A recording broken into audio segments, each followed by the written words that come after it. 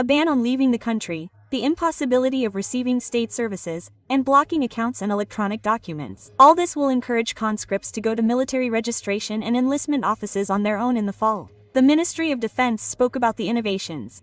According to the department, this is a response to the increasing number of cases of conscripts evading their duty to the country. Arjan Utepkaliev will tell you why serving has become unprestigious and what this has led to.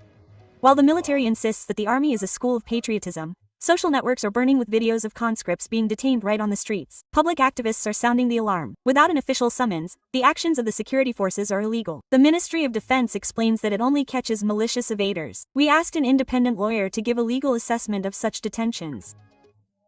The first thing I would like to note is that it is impossible to generalize all these cases and give them an unambiguous assessment for each one.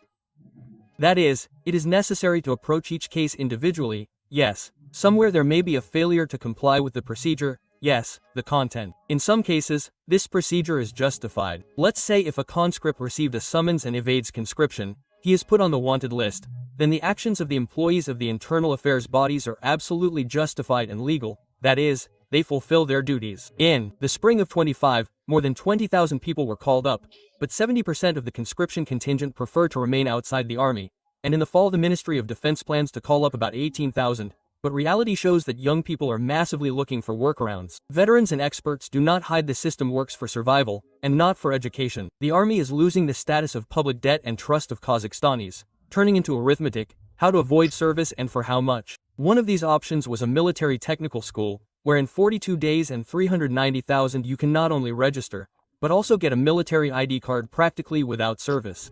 These military technical schools. It seems to me that now this requirement has been slightly distorted. The fact that those fit for military service up to 24 evade, hide, and then legalize for 24 years.